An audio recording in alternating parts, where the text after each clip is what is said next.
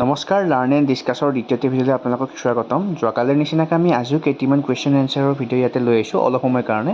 আপোনালোকৰ যদি ভাল লাগে লাইক আৰু কমেণ্ট কৰি জনাই দিব, লগতে আমাৰ চেনেলটো ছাবস্ক্ৰাইব কৰি দিব আৰু নিজৰ বন্ধু বান্ধৱীৰ লগত শ্বেয়াৰ কৰি দিব। তেনেহ'লে ব'লক আমি আজিৰ কুৱেশ্যন এনচাৰখিনিলৈ আগবাঢ়োঁ।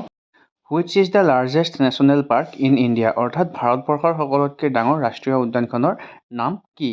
আৰু তলত দিয়া অপশ্যনখিনিৰ ভিতৰত আপোনাৰ শুদ্ধ এনচাৰটো হৈছে option C, Hemis national park. আৰু হিমিছ নেশ্যনেল পাৰ্ক আপোনাৰ জম্মু কাশ্মীৰত হয়। Second question, which river is called as old Ganga? অৰ্থাৎ বৃদ্ধ গংগা বুলি কোনখন নদীক জনা যায়? আৰু তলত দিয়া অপশ্যনখিনিৰ ভিতৰত আপোনাৰ শুদ্ধ এনচাৰটো হৈছে অপশ্যন বি, গোদাবৰী নদী। গোদাবৰী নদীক বৃদ্ধ গংগা বুলি জনা যায়। এইখিনিতে মন কৰিবলগীয়া, Dakshin Ganga, Kaveri or Godavari? Correct answer is Kaveri. The Godavari is known as Dakshin Ganga. Kaveri River is known as the Gangas of South India.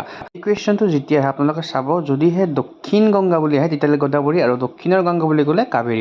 Which state is known as God own country? আৰু এই তলত দিয়া অপশ্যনখিনিৰ ভিতৰত আপোনালোকৰ শুদ্ধ এনচাৰটো হৈছে অপশ্যন চি, কেৰেলা। কেৰেলাক আপোনাৰ গড অ'ন কাণ্ট্ৰি বুলি জনা যায়। আৰু মনত ৰাখিব, লেণ্ড অফ গড বুলি উত্তৰাখণ্ডক জনা যায়।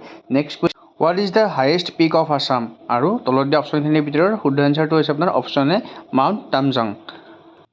Next question, which place known as tea capital in the world? অৰ্থাৎ পৃথিৱীৰ চাহৰ ৰাজধানী বুলি কোনখন চহৰক জনা যায়? আৰু শুদ্ধ এনচাৰটো হৈছে আপোনালোকৰ অপশ্যন এ, যোৰহাট। যোৰহাটক পৃথিৱীৰ চাহৰ ৰাজধানী বুলি কোৱা হয়। Next question, which is the largest salt water lake in India?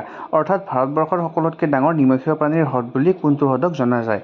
আৰু শুদ্ধ এনচাৰটো হৈছে আপোনালোকৰ অপশ্যন এ, চিলিকা লেক। চিলিকা লেকক ভাৰতবৰ্ষৰ নিমখীয়া পানীৰ হ্ৰদ বুলি জনা যায়। আৰু মনত ৰাখিব, চিলিকা লেক হৈছে ভাৰতৰ দ্বিতীয় বৃহৎ লেক, বাট চল্ট ৱাটাৰ লেক বুলি ক'বলৈ গ'লে ই চবতছে ডাঙৰ। কথাটি কওঁ, আপোনালোকে কনচেপ্টবোৰ ভালদৰে চাব, কাৰণ কনচেপ্টবোৰেহে টপিকবোৰ ভালদৰে ক্লিয়াৰ কৰিব পাৰে। MCQবোৰে ইমান বেছি ক্লিয়াৰ কৰিব নোৱাৰে। MCQবোৰে জাষ্ট এটা কুৱেশ্যনৰ এনচাৰহে ক'ব, বাট কনচেপ্টবোৰ চালে বহুতখিনি কুৱেশ্যন এনচাৰ একেলগে পাই যাব। তো লগ পাম আকৌ নেক্সট ভিডিঅ'ত। ধন্যবাদ।